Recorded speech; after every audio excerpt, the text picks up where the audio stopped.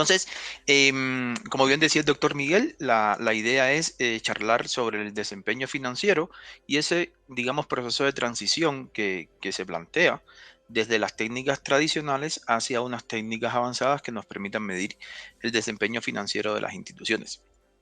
Yo soy, como bien decía el doctor Miguel, yo soy licenciado en Contabilidad y Finanzas, título reconocido en Colombia como contador público, magíster también en Contabilidad y actualmente cursando el doctorado en Ciencias Contables y Financieras, ya podemos decir que en su etapa de finalización.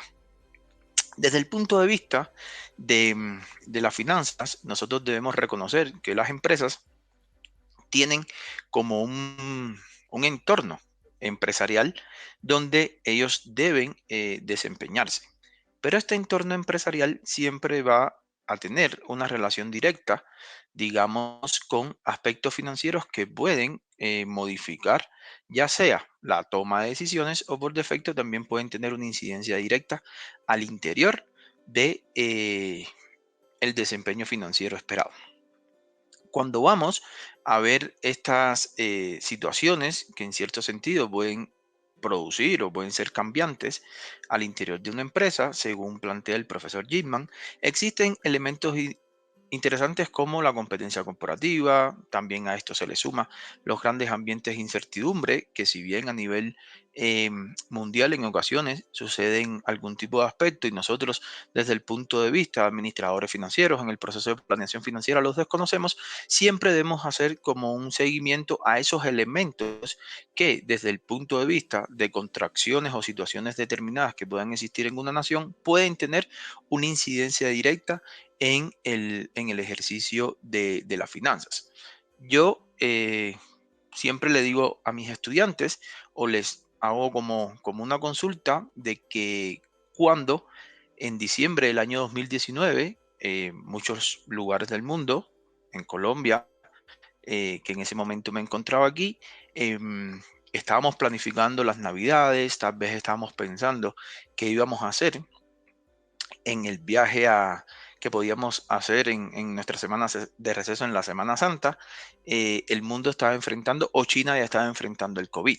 Sin embargo, seguimos nuestra operación normal, las empresas desconocieron esta situación o muchas personas no tuvieron como ese olfato para saber que esa situación podía expandirse y llegó la pandemia a todo el mundo. Y entonces, ¿qué pasó? Hubo una fuerte situación desde el punto de vista epidemiológico y las causas que trajeron en el sentido de la salud, pero también hubo una fuerte recesión económica y al mismo tiempo hubo un impacto fuerte en las finanzas de la empresa. ¿Qué pasó aquí? Aquí desconocimos un aspecto que se estaba ocurriendo en algún lugar del mundo y no tuvimos en cuenta esa variable no controlable que en algún momento pudiera tener una incidencia al interior de la empresa, o sea, nuestras tomas de decisiones por el defecto, el desempeño financiero. Unido a estos elementos, el profesor Gitman plantea varios, por ejemplo, la volatilidad de las tasas de inflación, los intereses, los cambios fluctuantes que pueden existir a partir de diferentes momentos económicos que se pueden presentar, que si bien uno entendería que existe un ejercicio de arbitraje, en los mercados financieros también tenemos que entender que existe un principio de especulación, cuyos elementos ponen en contraposición, digamos, el comportamiento estable que uno pudiera esperar de las tasas de interés o los cambios fluctuantes. ¿Ok? Otro elemento interesante que nosotros desde el punto de vista de las decisiones financieras que podemos tomar, que en ocasiones desconocemos, es uno, las leyes fiscales. A la luz de la normativa colombiana, de la luz de muchas normativas en muchos lugares del mundo, existen unas normas específicas que pueden dar un curso interesante al proceso financiero que se viene desarrollando. E independientemente la naturaleza de la norma, como bien plantean los principios del derecho, las normas son para cumplirle, amén del conocimiento o el desconocimiento de lo mismo. Y específicamente hoy se hace mucha fuerza a todos los aspectos que tienen que ver con las normas y los aspectos ambientales que si bien desde el punto de vista de la responsabilidad social empresarial, desde el punto de vista de los objetivos de desarrollo sostenible se reconocen, es importante que nosotros debemos tener en cuenta estos aspectos a la hora de tomar una decisión de corte financiero. Como otro elemento importante que se encuentra como un proceso inherente a la presentación de la información financiera es todo lo concerniente a las preocupaciones éticas a partir de algunos tratos que se le ha dado de la información financiera.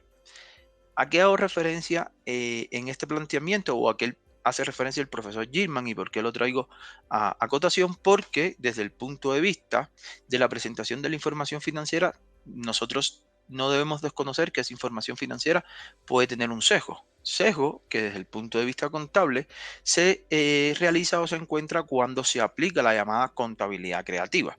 Y desde el punto de vista de la aplicación de la contabilidad creativa, la violación de las normas contables o la adecuación de algunas normas contables en el principio del maquillaje financiero o el maquillaje contable, eso conlleva a que la información final venga con un principio de sesgo.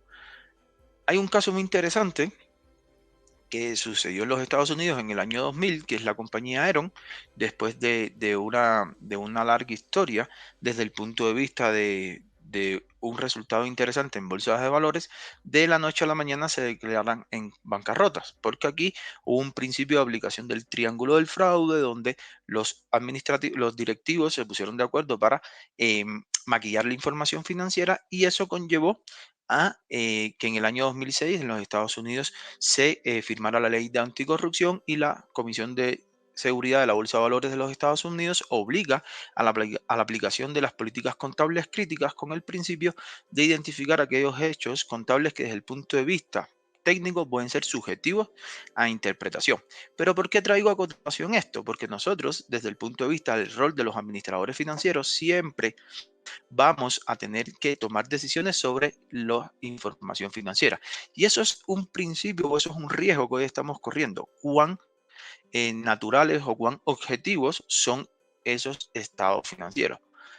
No es parte de esta charla, pero los invitaría a que estudiaran un poco esos modelos que mediante un análisis estadístico de discriminación múltiple y la aplicación de pruebas binomiales de cortes negativos permiten medir la transparencia de la información financiera de forma rápida. Y por último, todo lo referente a los cambios tecnológicos. La tecnología conlleva, si bien una ventaja competitiva en el propósito de poder agilizar los procesos, también es importante que desde el punto de vista de estructura financiera debemos tener esa capacidad de asumir esos costos. En ese orden de ideas, se plantea que las finanzas deben desempeñar un papel estratégico. ¿Para qué? Para poder garantizar todo lo concerniente a la perdurabilidad de la organización en una línea de tiempo y por ende alcanzar este óptimo desempeño financiero el cual es deseado. Desde este contexto, el desempeño financiero, si bien cualquier tipo de empresa, independientemente de su tamaño, su razón social o el sector económico donde ellos puedan operar, debe garantizar el desempeño financiero. Desempeño financiero que va más allá de ese concepto de obtener ganancias, sino que comienza a trabajar esos conceptos como la creación de valor económico, ¿sí? Con el propósito de atraer y generar más retornos para los inversionistas, como un principio de compensación del riesgo asumido por los inversionistas. El desempeño financiero, si bien permite identificar las fortalezas y debilidades de una empresa, se centra en esas actividades financieras y económicas que generan la rentabilidad, logran el crecimiento del negocio y por ende la maximización de las riquezas, como ya les comentaba, viendo o partiendo desde el punto de vista de la compensación del riesgo asumido por los socios o inversionistas en el proceso de inversión. Si bien este es el deber ser de las empresas para lograr este tipo de desempeño financiero óptimo que debemos hacer. Debemos hacer que todos los procesos que emanan de la planeación financiera, que tienen que ver con la toma de decisiones financieras, debe garantizar la gestión eficiente de qué? De aquellos factores endógenos de tipo financiero y aquellos factores que se entienden como exógenos se deben mitigar, se deben monitorear en pro de lograr un desempeño financiero adecuado.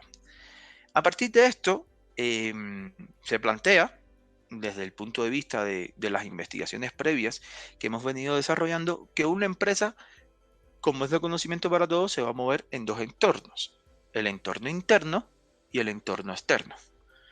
Desde el punto de vista natural, para medir el desempeño financiero, la mayoría de los financieros nos centramos ¿en qué? En los indicadores de origen contable. El uso de estos indicadores para poder calcular el desempeño financiero, o sea, las llamadas razones financieras.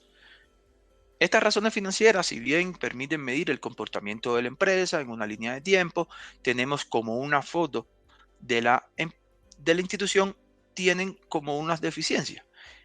Estas deficiencias, ¿hacia dónde van marcadas? Que el desempeño, que las métricas que se utilizan, perdón, para medir el desempeño financiero, o estas técnicas tradicionales que se emanan de los métodos contables, no reconocen los elementos exógenos del sector, no tienen un seguimiento desde el punto de vista práctico de aquellos cambios que se surgen en el sector. Cuando nosotros medimos el ROE solo nos representa una utilidad en un periodo de tiempo determinado entre la inversión realizada, o sea, el patrimonio. Cuando medimos el ROA, cómo generan los activos este rendimiento, y cuando medimos el EBITDA, realmente lo que tratamos de ver la relación entre los gastos operacionales con los costos no desembolsables, pero en todo este proceso que nosotros analizamos solo medimos situación financiera. Desde mi punto de vista, no desempeño. ¿Por qué? Porque esta situación financiera que nosotros estamos midiendo es una foto que todos sabemos que 3 horas después, cuando se actualicen las cuentas, puede cambiar. ¿Ok? Entonces, en ese orden de ideas, ¿qué nos hemos planteado nosotros? Nosotros nos hemos planteado con el equipo que trabajo los procesos investigativos es utilizar estos métodos alternativos que se pueden encontrar en la literatura, pero hacia las finanzas corporativas, digamos tradicionales, enfocándonos en aquellas empresas que tienen la característica de no ser trazadas en bolsa de valores. O sea, nosotros estamos tratando de crear o de trabajar metodologías de cálculo del desempeño financiero que, si bien parten de las razones financieras y se utilizan a lo largo del proceso, es ir articulando los elementos internos y externos que permitan a esas empresas no cotizantes en bolsa de valores poder trabajar su desempeño financiero, poder analizar su desempeño financiero.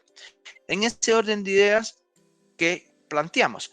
Planteamos ya una segunda línea de acción, cuya segunda línea de acción, ¿hacia dónde va a estar dirigida? Va a estar dirigida, uno, partiendo del principio que efectivamente el desempeño financiero se puede medir a partir de los ratios financieros, pero para medir esta relación de los ratios financieros tenemos que salir, digamos, como yo le llamo cariñosamente, de la foto que le tomamos a los estados financieros, sino comenzar a dar pasos en nuestra escalera, elevar nuestro nivel y ver si realmente podemos ir a un segundo lugar, lo cual va a ser el pronóstico de la insolvencia financiera. Insolvencia financiera que se centran en los llamados indicadores de crisis. Indicadores de crisis que autores colombianos como el profesor Ortiz Anaya reconoce en su libro de análisis financiero bajo normas internacionales de información financiera, que estos indicadores le permiten a las empresas tener una predicción hacia dónde va su posición financiera. Dentro de estos indicadores financieros, en la bibliografía podemos encontrar muchos modelos. Modelos que han tenido un desarrollo a partir del año 1965, comienzan las pruebas empíricas de estos modelos hasta la actualidad. Realmente yo voy a hablar de un modelo, me voy a centrar en el uso de un modelo, porque este modelo, el modelo Almancet Square, es un modelo interesante, fácil y muy difundido.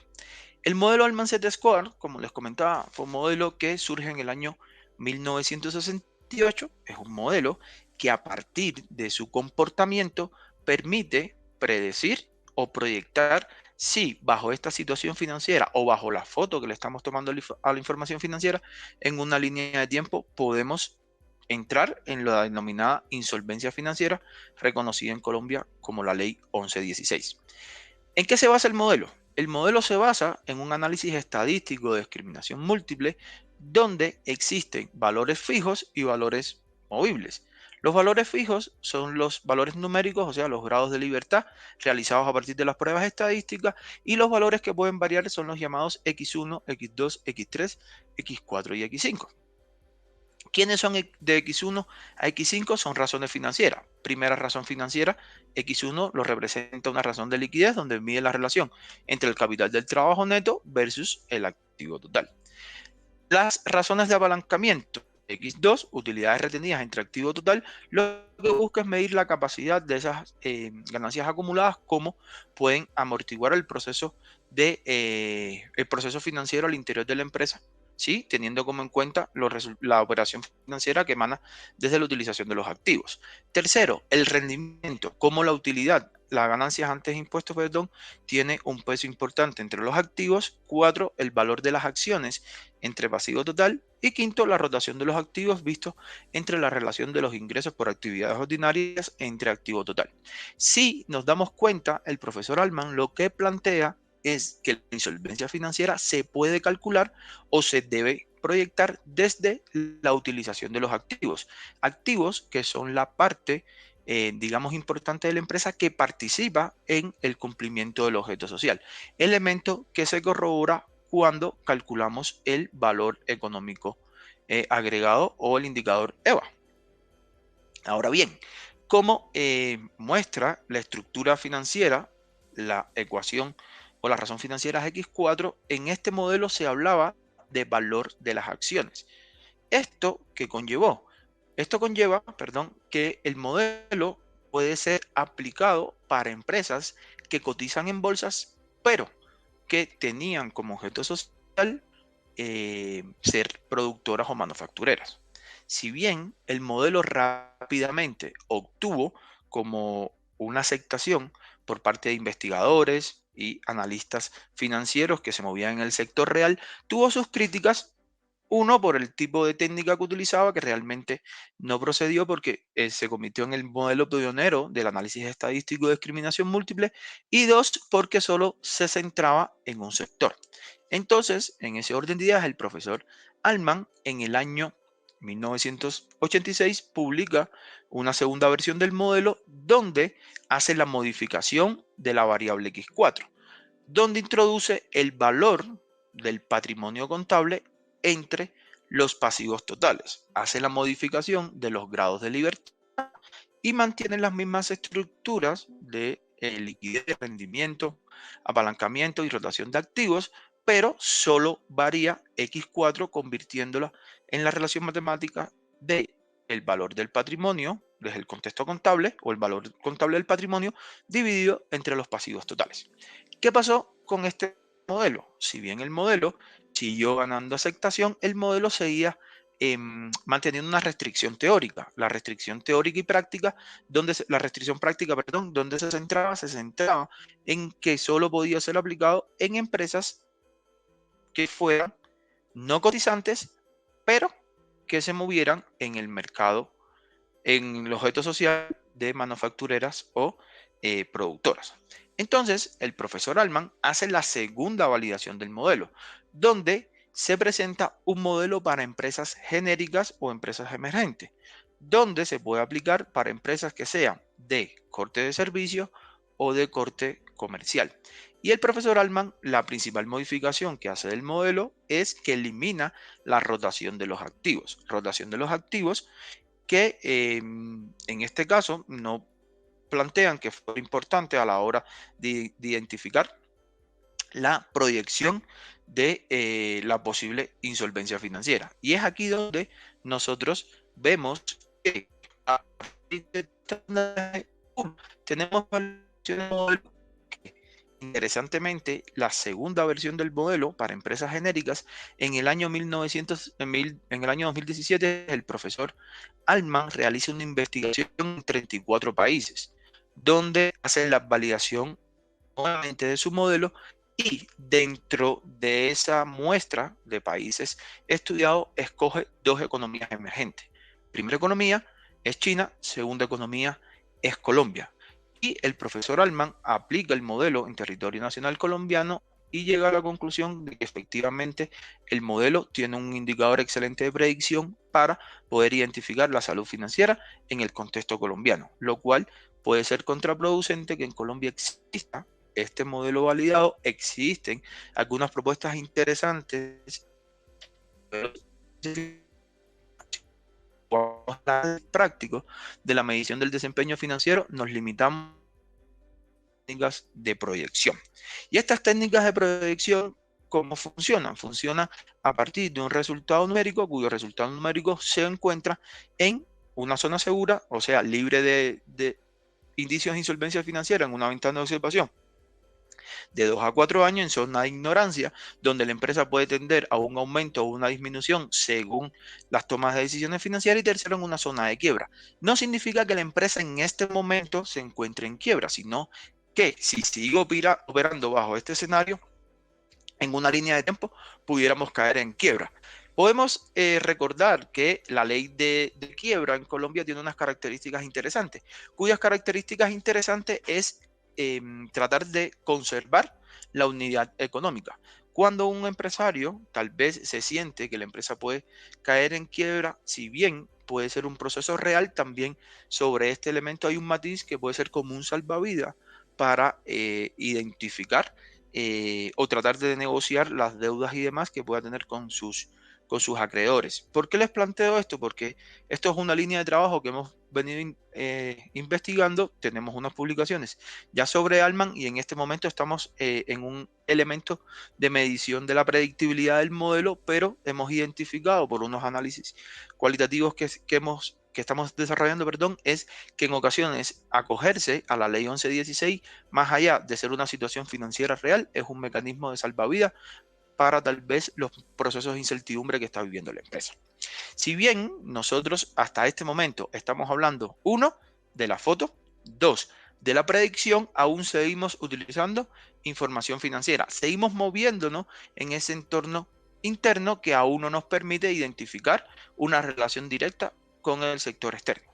En un segundo o en una tercera línea de actuación, primera línea desde el punto del sector externo, es las llamadas razones o indicadores financieros que van hacia la creación de valor. Específicamente existe el EVA, el valor económico agregado, pero también existe el indicador del valor de mercado agregado. En este caso, hemos trabajado el EVA como el mecanismo podemos decir, o como el indicador natural para medir rendimiento apalancado al riesgo.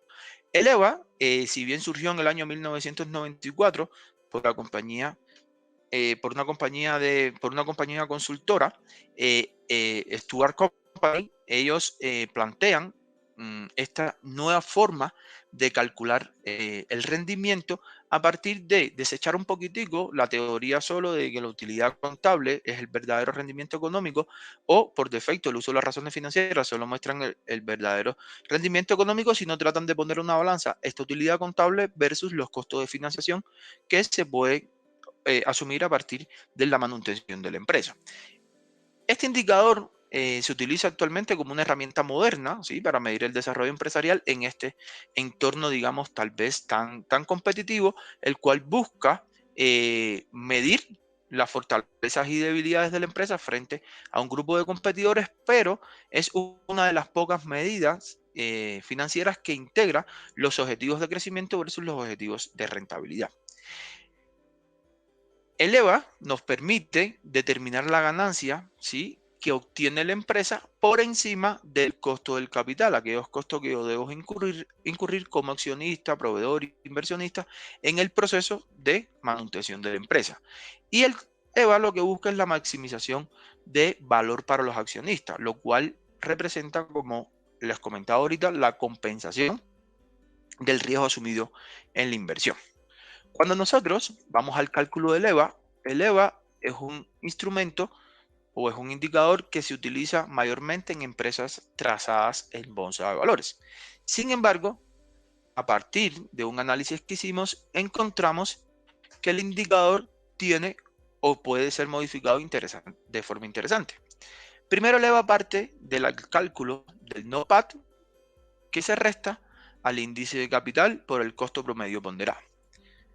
En una primera línea, nosotros para poder articular el modelo con otro tipo de indicador, lo que hicimos fue no medirlos en términos absolutos, sino en términos relativos, sino en términos de división, donde planteamos que el NOPAT va a ser igual a, perdón, que el EVA va a ser igual al NOPAT dividido entre el índice del capital por el WAP, donde si el EVA es mayor que 1, crea valor, si el EVA es igual o cercano a 1, ni crea ni destruye, hay una compensación, y si es menor que 1, destruye valor. Pero en ese orden de ideas que hicimos, primero el NOPAT se conoce como el cálculo del EBIT por el escudo fiscal 1 menos T. El índice del capital es todos los activos que participan en la generación de utilidad en la empresa, y el WAP, el cual es conocido como el costo promedio ponderado del capital, el cual se calcula el costo del patrimonio multiplicado por el equity más el costo de la deuda multiplicado por el porciento de deuda por 1 menos T. Para el caso de el porciento de deuda, para el caso del porciento de equity es la relación que existe entre el patrimonio y los activos. Para el caso del porciento de deuda es la relación que existe entre la deuda y los activos, 1 menos T, siendo T la tasa fiscal utilizada en el proceso contable, y el KD es el porciento de colocación de las obligaciones. Aquí el componente medular era el KD, el KE o el KD como se conoce. El KE, el costo del patrimonio. Costo del patrimonio que nosotros decidimos calcularlo por un indicador llamado CAPM o el Capital Asset Price, un modelo que surge a partir de la teoría de diversificación de cartera de Markovich en el año 1952, modelo que permite medir la relación existente entre el rendimiento de un activo o una cartera o de un portafolio con relación al rendimiento del mercado, tomando como componente dos, la prima de riesgo y el beta. Para el caso de la prima de riesgo, se ve la relación entre la tasa libre de riesgo o el rendimiento del mercado versus el beta, cuyo beta es el rendimiento del activo versus el rendimiento del mercado entre la varianza del rendimiento del mercado. Este beta, cuando nosotros analizamos la información de las bolsas de valores, se encuentra disponible.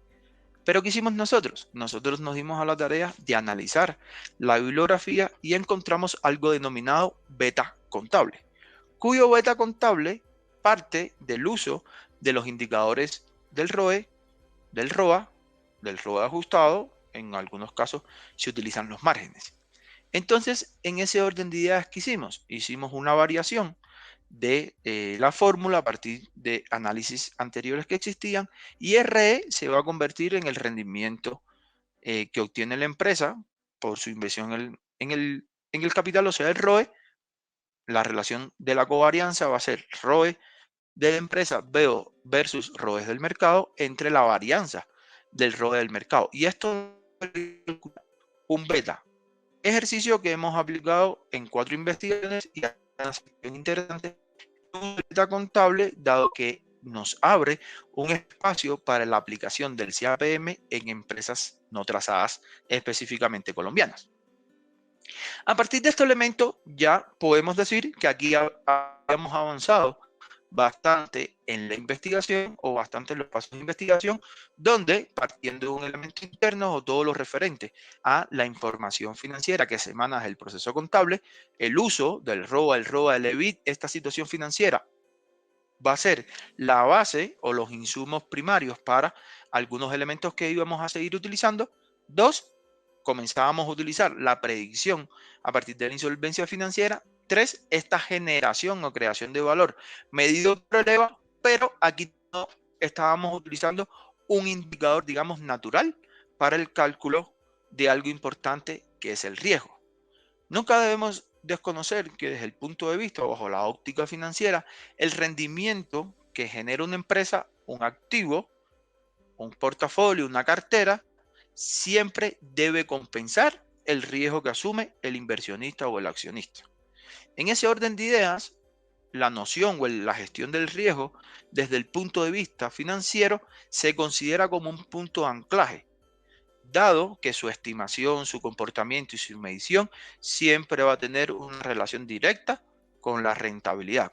Muchas veces nos enseñan que a mayor riesgo, mayor rendimiento, y a menor riesgo, menor rendimiento, pero nos quedamos en el aspecto cuantitativo, cualitativo, más no en el análisis cuantitativo. Y es aquí donde nosotros decidimos hacer una convergencia de indicadores naturales de medición de riesgo en bolsa de valores a partir del uso de estos indicadores. ¿Quién conocemos? Alpha y Jensen, Sharper y Trainer. A partir de esto, ¿qué hicimos? Comenzamos el proceso de investigación de el uso de estos indicadores en finanzas corporativas. En ese orden de ideas, ¿qué identificamos? Identificamos que existen tres indicadores naturales. Uno es el índice de Sharper, fue el primero que se crea, donde existe una relación entre el desempeño obtenido a partir de la prima de riesgo entre la desviación estándar de la prima de riesgo del activo. Vimos que también podíamos utilizar el coeficiente de Treino, el cual mide la eficiencia de la cartera, del activo, a partir de la relación que existe con el beta, principalmente el riesgo sistemático, donde era el rendimiento del activo menos la tasa libre de riesgo, dividido entre el valor del beta del portafolio. Y tercero, el alfa de Jensen, donde el alfa de Jensen es una relación interesante entre el rendimiento teórico, el rendimiento práctico, el RI que se obtiene a partir del rendimiento que nos emite la cartera o el portafolio, menos el CAPM. En ese orden de ideas, ¿en qué nos centramos? Nos centramos en el uso del alfa de Jensen. Hace 2 días estuvimos en la Universidad Nacional, en el 6º Congreso Global de Contabilidad y Finanzas, exponiendo los resultados sobre unas pruebas pilotos que hicimos con la relación, con el cálculo del alfa de Jensen en empresas no cotizantes, utilizando 3 metodologías de cálculo, tomando como base de rendimiento el ROE, el ROA y un indicador conocido como el ROA ajustado, menos el CAPM, y pudimos identificar cómo el grupo de empresas analizadas, aproximadamente son 2.387, si la memoria no me falla, donde medimos la compensación en una línea del año 2017 al año 2020. Y sobre esta investigación no puedo dar muchos detalles porque hoy se encuentra en un proceso de evaluación en una revista, pero es un resultado interesante. En la segunda línea ya estamos trabajando el coeficiente de Treiner, ver si podemos hacer unas validaciones y unos cambios en la estructura básica de cálculo para que pueda ser utilizado como un indicador para medir desempeño financiero compensado de riesgo. Y tercero, el índice de Sharper, que es nuestra tercera línea de investigación que actualmente estamos manejando. Si bien nosotros, desde el punto de vista de la investigación, lo que estamos buscando es que muchas veces todas las unidades económicas siempre presentan una compleja y diversa situación financiera, y más cuando son de capital cerrado, cuando estas acciones no se cotizan en bolsas de valores. En ocasiones es muy difícil, ¿sí?, buscar la vía financiera o la forma de medir una situación financiera, digamos, teniendo en cuenta ese entorno de operación. Por ende, nosotros nos dimos a la tarea de buscar instrumentos de medición que permitan evaluar de forma óptima el desempeño financiero generado por las empresas, pero buscando esa compensación entre la información financiera, ¿sí?, la proyección y la relación que existe entre el rendimiento y la rentabilidad, entre el rendimiento y el riesgo, a propósito de tener un paquete, digamos, herramental que nos permitiera identificar cuál es la mejor postura o la mejor posición financiera que está representando la empresa. En ese orden de ideas, nosotros, desde el punto de vista de la administración financiera, siempre debemos propender que nuestras decisiones de corte gerenciales o financieras siempre garanticen el desempeño financiero. Partiendo uno de la creación de valor. La creación de valor es la compensación, recuerden, entre el rendimiento y el todo de financiación de la empresa, podemos decirlo así. En este orden de ideas, desde el punto de vista de hecho de estas técnicas avanzadas que la relación directa entre el entorno versus la empresa, nosotros vamos a tener a realmente conocer cómo se está compensando el riesgo que se asume al interior de la empresa. Muchos de nosotros nos centramos en el análisis o en la percepción del riesgo desde el uso de las matrices. Para mí es una técnica muy válida, pero tras esa validación también hay un principio de juicio de la persona que lo hace. Entonces sería bueno esta compensación desde el punto de vista cualitativo con el punto de vista cuantitativo, y más que todos estos elementos que les describí, que hoy el 90% de los elementos descritos se encuentran ya publicados en revistas, digamos, de impacto al interior, revistas nacionales y revistas internacionales. También tenemos publicaciones en revistas Q4 y Q3, lo cual nos permite como ir ganando un espacio sobre los temas interesantes que estamos tratando. Porque nosotros lo que estamos identificando, lo que hemos tratado o lo que identificamos al inicio fue que hay muchas técnicas o métricas que emanan desde las finanzas. Nosotros no sabemos que tal vez fueron creados para otros entornos. Lo que estamos tratando es de ver cómo desde el punto de vista de pruebas empíricas, con pruebas estadísticas posteriores, se puede utilizar esas técnicas para empresas que no cotizan en bolsa de valores. Y creo que esa es la principal reflexión, que en Colombia el 90% de las empresas del tejido colombiano son pymes o de capital cerrado. Nuestro rol como administradores financieros es garantizar la perdurabilidad de esas empresas, la sostenibilidad de una línea de tiempo y la utilización de técnicas de medición del desempeño financiero avanzado sería como un buen salvavidas para la convulsa o la compleja situación financiera que viven todas las empresas, no en Colombia, sino en todos los lugares del mundo, sino que nosotros, desde nuestra ciencia, en la área de conocimiento, vamos a aportar a la perdurabilidad y sostenibilidad de las empresas, porque las empresas, más allá de generar creación de valor para los inversionistas, también son fuente de empleo y hacen que maximice o que se mantenga el equilibrio de las familias colombianas. Entonces, hasta aquí es mi charla.